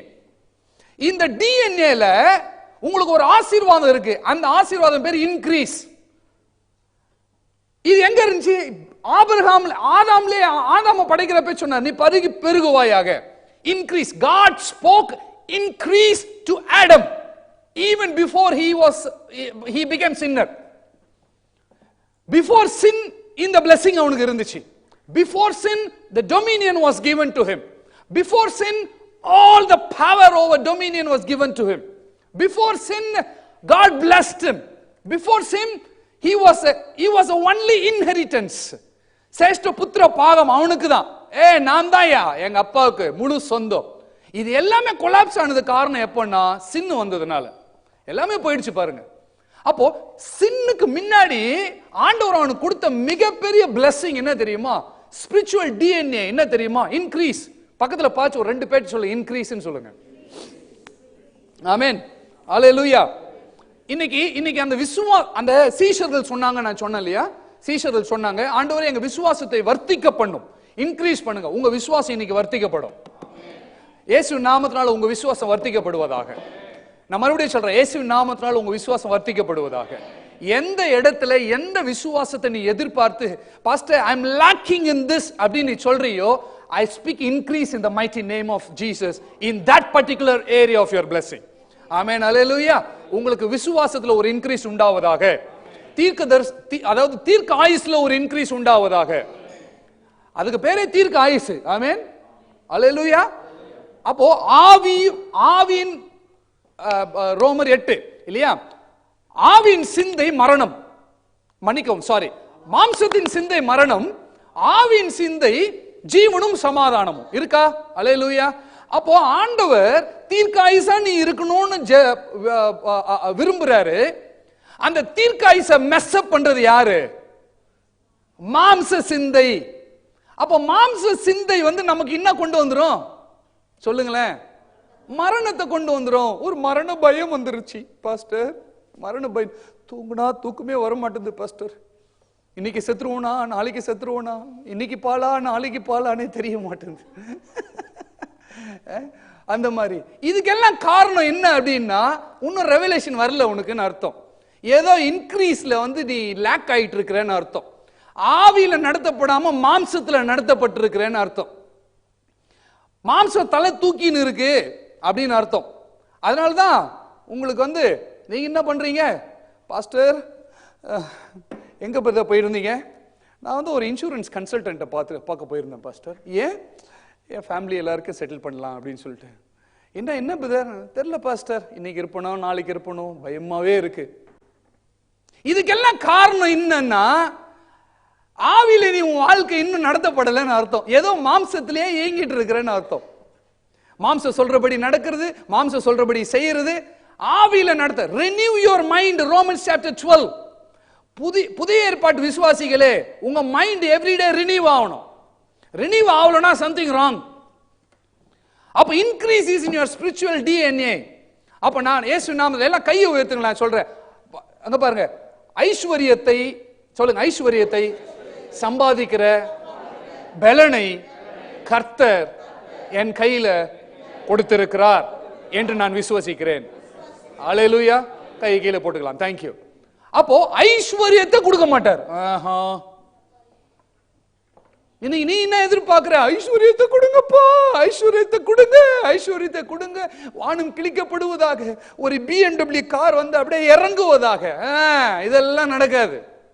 ஐஸ்வர்யத்தை சம்பாதிக்கிற பலனை உன் கையில கொடுப்பார். ஆமென். அல்லேலூயா. அது எனக்கு வருமா பாஸ்டர் அந்த ஐஸ்வர்யம்? புதிய ஏற்பாட்டில் ஒரு ரெவலேஷன் இருக்கு. நீ ஐஸ்வர்யவனா மாறணுன்றதுக்காக அவர் தரித்திரனா மாறிட்டார். அல்லேலூயா. அப்போ ஐஸ்வர்யம் is part of your cake, portion of your cake. Amen. பக்கத்துல இடிச்சு சொல்லுங்க, ஐஸ்வர்யம் எனக்கு சொந்தம். ஆனா ஐஸ்வர்யத்தை நோக்கி உங்க எண்ணம் ஓடக்கூடாது. இன்னைக்கு அநேகர் செய்யற தவறு அதுதான். இன்னைக்கு நல்லா கவனிங்க, நான் ரொம்ப I just want to make it very plain and simple, crystal clear. இன்னைக்கு அநேக சபைகள்ல தவறான உபதேசம் என்ன அப்படின்னா, நீ வந்து சர்ச்சில் 1000 பவுண்ட் போட்ட அப்படின்னா ஆண்டவர் உனக்கு 10,000 பவுண்ட் கொடுத்துருவாரு. எத்தனை பேர் அந்த மாதிரி கேள்விப்பட்டிருக்கிறீங்க? இல்ல இப்படி கேட்கலாம், எத்தனை பேர் அந்த மாதிரி போட்டிருக்கிறீங்க? 1000 பவுண்ட் கொடுத்தா 10,000 பவுண்ட் எடுத்துட்டு வந்து போட்ட.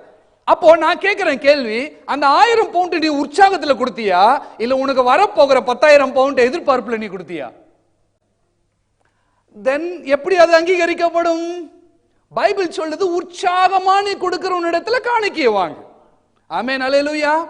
இன்னைக்கு அன்பான சகோதரனே சகோதரியே, வேதத்துல அநேக புரட்டாளர்கள் அநேக சபைகள்ல இன்னைக்கு போடு போடு போடு, வா வா வா வா எடுத்துட்டு வந்து போடு, 1000 பவுண்ட் போட்டு பார், உன் பேங்க் பேலன்ஸ்ல 10,000 ரூபாய் விழுது பார், வீட்டுக்கு போறப்ப உன் பேங்க் பேலன்ஸ்ல 10,000 ரூபாய் விழுந்திருக்கும் பார். ஆண்டவர் அப்படி கொடுக்க மாட்டார். மேஜிக் மணி எல்லாம் உனக்கு கொடுக்க மாட்டார். பக்கத்துல பார்த்து சொல்லு, மேஜிக் மணி வராது, மேஜிக் மணி எல்லாம் வராது. ஆனா பைபிள் சொல்லுது, அந்த ஐஸ்வர்யத்தை சம்பாதிக்கிற பலனை உன் கையில கொடுப்பார். அப்போ ஐஸ்வர்யத்தை ஆண்டவர் உனக்கு கொடுத்துட்டார். நியூ டெஸ்டமெண்ட்ல அதான் சொல்லுது. நியூ டெஸ்டமெண்ட்ல உன் ஜீவனுக்கும் தேவ பக்திக்கும் தேவையான யாவற்றையும், அப்ப அதுல ஐஸ்வர்யம் இருக்கிறது. அப்ப அந்த ஐஸ்வர்யத்தை சம்பாதிக்கிற பலன் உன் கையில இருக்கணும். இன்னைக்கு யோசிச்சு பாரு, போய் வீட்டுல போய் உட்கார்ந்து யோசி. நீங்க யோசிக்கணும், ஏன் why it has went wrong, it was wrong with me all these years, what went wrong? இந்த ஐஸ்வர்யத்தை நான் சுதந்திரிக்க கூடாதபடிக்கு என்னையா தடையா இருக்கு? அது நீ போய் பாரு, உன்கிட்ட கொடுத்திருக்கிற பலன், அந்த பலனை பயன்படுத்த ஆவியான ஒரு உதவியோடு கூட. ஆமென். அல்லேலூயா. சரி, அடுத்து நான் உன்னோடு கூட இருப்பேன். இன்னைக்கு ஆண்டவர் உன்னை பார்த்து சொல்ற, கர்த்தர் உன் கூட இருக்கிறார். பக்கத்துல இடிச்சு சொல்லுங்க, நான் உன் கூட இருக்கிறேன்ட்டு ஆண்டவர் சொல்றாரியா.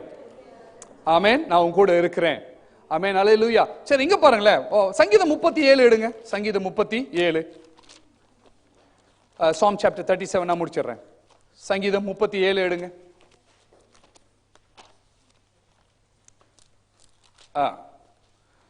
ஒன்பதாவது வசனம்.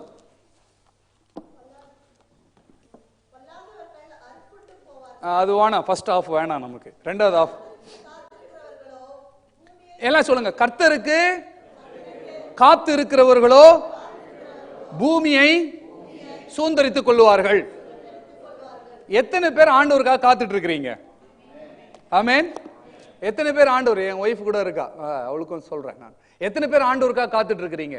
காத்துட்டு இருந்தேன்னா பூமியை சுதந்தரித்துக் கொள்வாய். இப்ப பூமியை பெற்றுக்கொள்வது வேற, சுதந்தரித்துக் கொள்வது வேற. ஆமென். இன்னைக்கு அநேக பேர் வந்து பெற்றுக்கொள்றாங்க, ஆனா அதுல நிலைத்திருக்க தெரியல. உன் ஆசீர்வாதத்துல நிலைத்திருக்க தெரியலனா சம்திங் ராங். கர்த்தருடைய ஆசீர்வாதமே ஐஸ்வர்யத்தை தரும், அதனோட அவர் வேதனையை கூட்டார், பைபிள் சொல்லுதா? அப்போ ஐஸ்வர்யத்தை ஆண்டவர் உனக்கு கொடுத்தாருன்னா அதுல உனக்கு வேதனை அந்த ஐஸ்வர்யத்தினால வரக்கூடாது. அப்போ உன்கிட்ட இருக்கிற ஐஸ்வர்யத்தினால உனக்கு வேதனை உண்டாகுது அப்படின்னா அந்த ஐஸ்வர்யத்தின் சோர்ஸே ஆண்டவர் இடத்துல இருந்து வந்தது அல்ல என்பதை நீ புரிந்து கொள்ளுவாயாக. அப்போ ஒரு ஐஸ்வர்யத்தை கர்த்தர் கொடுக்கிறாருன்னா அதுல உனக்கு சமாதானம் இருக்கும், சந்தோஷம் இருக்கும். ஆமென். அப்போ ஒரு வீட்டை ஆண்டவர் உனக்கு கொடுக்கிறாருன்னா அந்த வீட்டை எந்த குயின் சட்டமானாலும் சரி, கிங்கு சட்டமானாலும் சரி பறித்து கொள்ள முடியாது என்பதுதான் உண்மை. அல்லேலூயா, பிரைஸ் தி லார்ட், ஆமென், அல்லேலூயா. அப்போ தேவனுக்கு காத்துருங்க, நீங்க சுதந்திரித்துக் கொள்வீங்க. 11வது வசனம் சொல்லுது பாருங்க, சாந்த குணம் உள்ளவர்கள் பூமியை சுதந்திரித்துக் கொள்வார்கள். ஆமென். சரிங்க, இங்க பாருங்களேன், மத்தேயு 11:29 எடுமா. மத்தேயு 11:29, Matthew chapter 11 verse 29 எடு, படிங்க, நான் முடிச்சிடலாம்.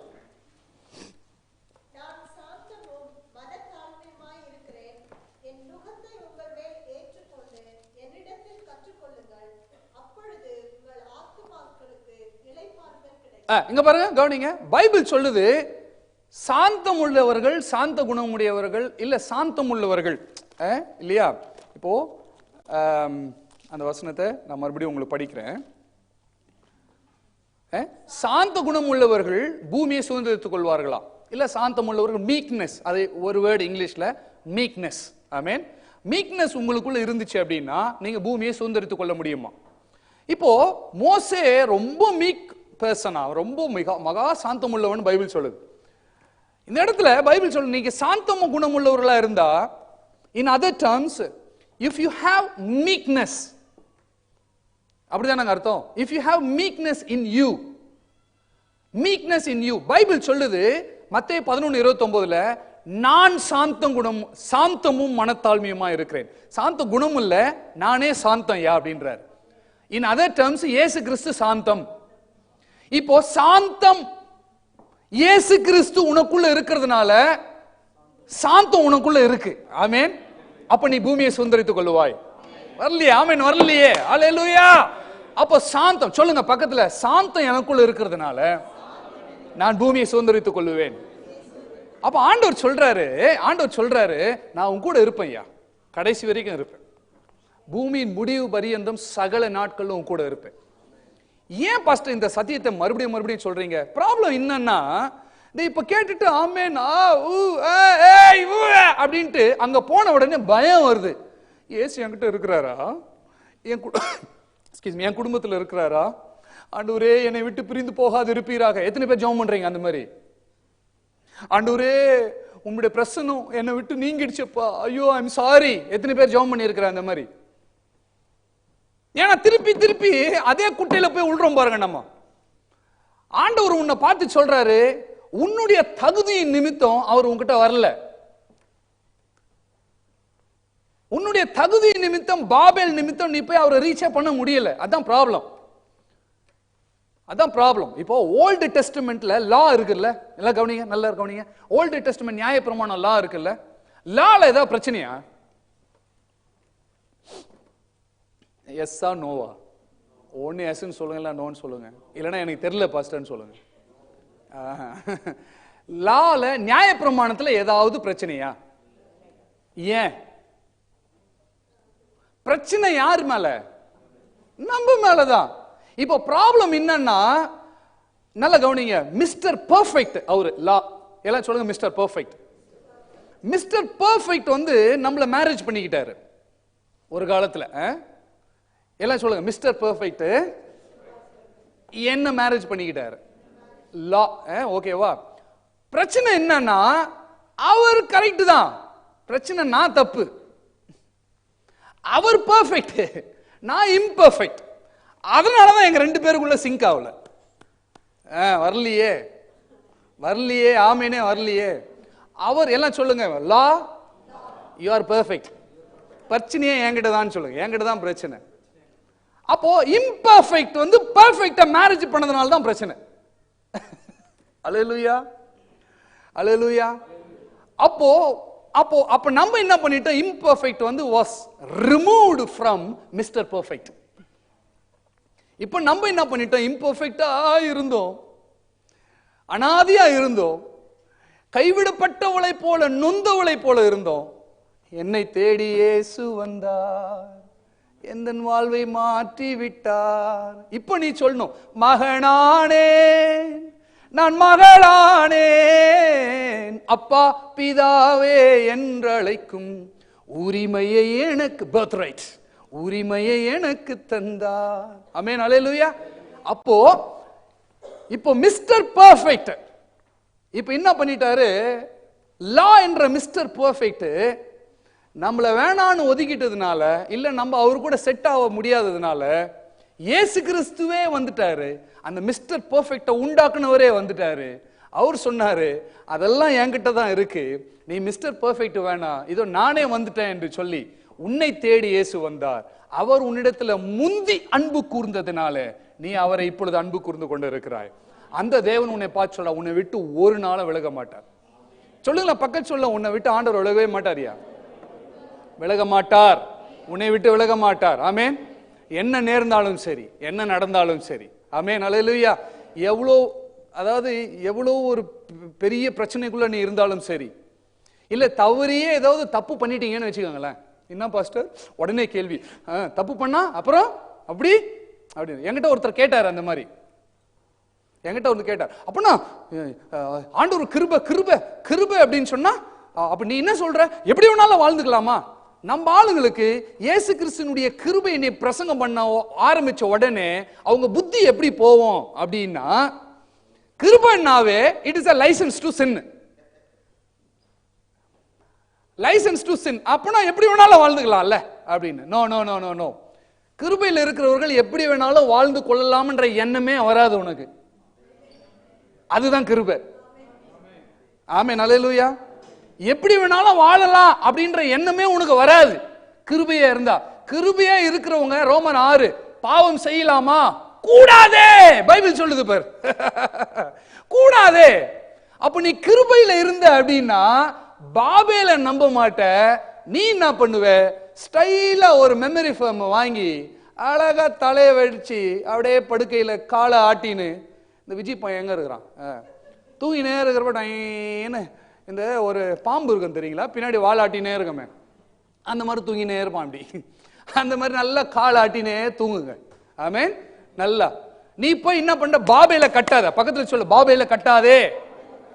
மெமரி கைப்பிடிங்க, கைப்பிடிச்சு மெமரி ஃபோம் பில்ல வாங்கி நல்லா போய் தூங்குங்க. ஆண்டவர் உனக்கு தரிசனம் கொடுப்பார், தரிசனம் கொடுப்பார். சொல்லு, தரிசனம் கொடுப்பார். இப்ப இவன் வந்து ஆண்டவர் சொல்றார், நான் உன்னை விட்டு போக மாட்டேன்றாரு. ஆண்டவர் சொல்றார், நான் உன்னை விட்டு விலக மாட்டேன்றாரு. இன்னொன்னு சொல்றாரு, ஆண்டவர் நீ போற இடத்தெல்லாம் உன்னை பாதுகாப்பேன்றாரு.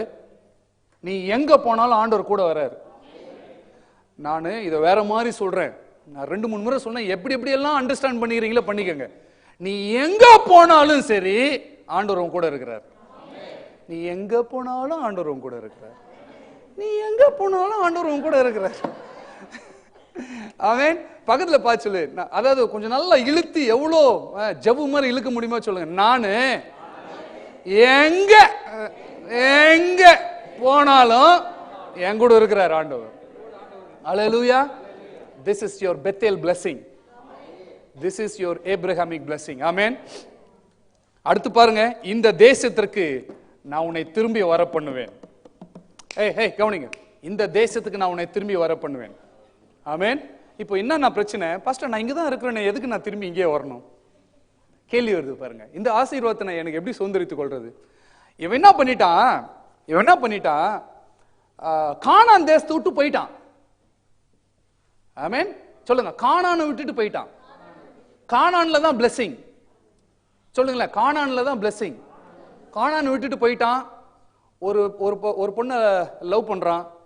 அவங்க மாமா பொண்ணை தாங்க லவ் பண்றான். அவங்க மாமா ஏமாத்திட்டான் அவனை. போயிட்டு முதல் பொண்ணை கல்யாணம் பண்ணி வச்சிட்டான். பாவம் அந்த லேயால் குறிச்சு ஒரு நாள் நான் எடுக்கிறேன். ரொம்ப பியூட்டிஃபுல்லா இருக்கும் அந்த ஸ்டடி. கத்த சித்தம் தான் எடுக்கலாம். லேயால் ஏமாத்திட்டான். பைபிள் சொல்லுது, நைட்டு ஃபுல்லா அவரு அந்த பொண்ணு கூட இருந்தாராம். யாருன்னே தெரியாதான் அவருக்கு. இந்த மாதிரி நிறைய பேர் இருக்கிறாங்க. அல்லேலூயா.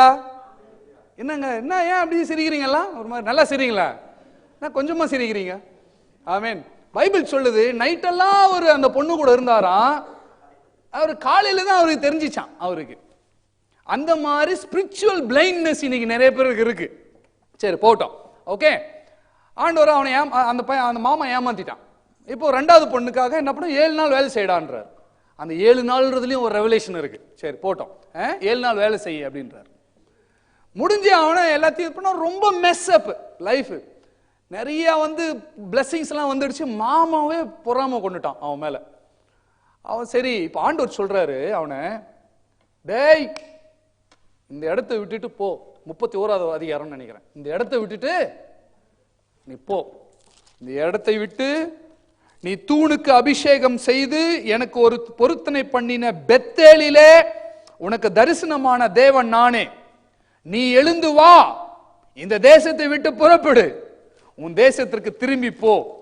35வது வசனத்துல சொல்றா, யாக்கோபு தேவன் யாக்கோபை நோக்கி நீ எழுந்து பெத்தேலுக்கு போ. உடனே 3வது வசனம் சொல்றான், தன்னை எல்லா பரிவாரங்கள் எல்லாவற்றையும் தன்னுடைய மனைவி பிள்ளைகள் எல்லாரையும் பார்த்துட்டு இப்ப நல்லா பயங்கர பிளஸிங் ஆயிட்டார் அவர். என்ன பண்ணாரு? நாம் எழுந்து, சொல்லுங்க, நாம் எழுந்து பெத்தேலுக்கு போவோம், வாருங்கள். Bethel was a place of revelation. Bethel is the place where he met with God. Bethel is the place where he received all his blessings. Bethel is the place where he received heavenly revelations about Adonai. இன்னைக்கு நீ எங்க இருக்கிற? நீ எங்க receive பண்ண? Where is your Bethel? நீங்க பெத்தேலை விட்டுட்டீங்களா? இன்னைக்கு ஆண்டவர் ஒரு நாள் உன்னை விட மாட்டாரு. நீ பெத்தேலை விடலாம், பெத்தேல் ஒரு நாள் உன்னை விட்டு போவாது. பெத்தேல் ஆசீர்வாதம் ஒரு நாள் உன்னை விட்டு போவாது. இன்னைக்கு நீ எங்க இருக்கிறாய்? ஆண்டவர் ஆண்டவர் ஆண்டவர் ஏணி தரிசனங்கள்லாம் பார்த்த இடம் எங்க? இப்போ உன் வாழ்க்கையில நீ அங்கதான் இருக்கிறியா? இன்னும் அங்கதான் இருக்கிறியா? அதுக்கப்புறமா ஆண்டவர் அவங்ககிட்ட பேசுனதா சரித்திரமே இல்லைங்க. அதுக்கப்புறமா தான் பேசுறாரு, ஏய் மகனே, என்ன மறந்துட்டியா நீ என்ன? போ போ போ பெத்தேலுக்கு போ. ஆண்டவர் சொல்றாரு. நடுவுல நிறைய மாற்றங்கள்லாம் நடந்துச்சு, அநேக பிரச்சனை எல்லாம் நடந்துச்சு. இப்ப ஆண்டவர் சொல்றாரு பெத்தேலுக்கு போ. இப்ப இவன் என்ன சொல்றா? வாருங்கள் பெத்தேலுக்கு போவோம். அப்ப சொல்றா, நான் தனியா வெறும் கோலா வந்தேன், 2 பரிவாரமா மாறிட்டேன். அதுக்கு ஒரு பாட்டு கூட இருக்குல்ல, என்ன பாட்டு? வெறும் கையாய் கடந்து வந்தேன், 2 பரிவாரங்கள் எனக்கு தந்தீர் அப்படின்ட்டு நம்ம young worship leader John Jebaraj எழுதி இருக்கிறார் இல்ல. வெறும் கையாய் நடந்து வந்தேன், 2 பரிவாரங்கள். அப்ப 2 பரிவாரம்னா 2 பொண்டாட்டின்னு அர்த்தம். அவனுக்கு 4 பொண்டாட்டி இருந்துச்சு பாஸ்டர், 2 வேலையாட்கள் கணக்கு கிடையாது, அவர் போனஸ் அவருக்கு. அது 2 பரிவாரம்னா 2 பொண்டாட்டி 2 குடும்பம்னு அர்த்தம். அப்ப யாராவது பாட முடியுமா இந்த மாதிரி? நான் வெறும் கையா லண்டனுக்கு வந்தேன், 2 பொண்டாட்டி கொடுத்தீங்களே, 2 குடும்பத்தை கொடுத்தீங்களே. பாடுங்க, சீக்கிரட் குடும்பம் கிடுமெல்லாம் இயேசு நாமத்தினால உடைவதாக. எந்த சீக்கிரட்டும் இருக்க முடியாது இயேசு நாம, இயேசுக்கு முன்னாடி. ஆமென். பக்கத்துல பார்த்து சொல்ல, சீக்கிரம். ஏய் மனைவி மாதிரிலாம் இருந்தீங்கன்னா, புருஷன் இல்ல உங்க ஃப்ரெண்டு யார பக்கத்துல இருந்தாலும் நாக்க கடிச்சு இப்படி சொல்லுங்க, அவ்வளவுதான். சொல்லுங்க, சொல்லுங்க ஒரு முறை. திரும்பி பாருங்க, சூசன் சிஸ்டர் திரும்பி பாக்குறாங்க, பிரதர் இருக்கிறீங்களா, கண்ணை தண்டு, அவ்வளவுதான் அப்படின்னு சொல்லுங்க. ஆமென். 2 பொண்டாட்டி 2 பரிவாரம்லாம் வேணாம் நமக்கு, ஒன்னே முடியல. பக்கத்துல பார்த்து சொல்லுங்க, ஒன்னே இதே போதும். ஆமென். ஹல்லேலூயா, பிரைஸ் தி லார்ட். அப்போ 2 பரிவாரம், வாருங்கள் பெத்தேலுக்கு போவோம். சொல்லுங்க, பக்கத்துல இடிச்சு சொல்லு, வாருங்கள் பெத்தேலுக்கு போ. பெத்தேல்ல தான் உன் ஆசீர்வாதம். ஆமென். உங்க ஆசீர்வாதம் பெத்தேல்ல தான். ஆமென். பக்கத்துல பார்த்து சொல்லு, என் ஆசீர்வாதம், உங்கள் ஆசீர்வாதம் பெத்தேல்ல தான். Bethel is the place where he had a revelation of God.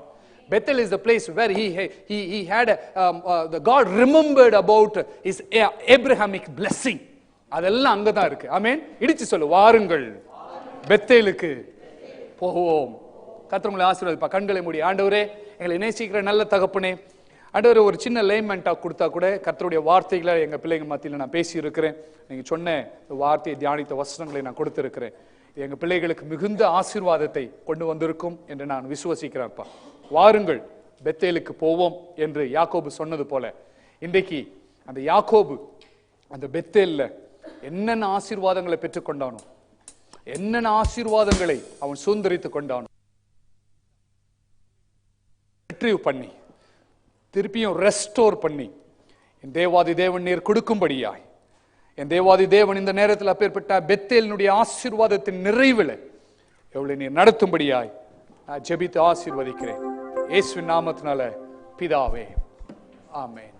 உங்கள் துக்கம் சந்தோஷமாக மாறும்.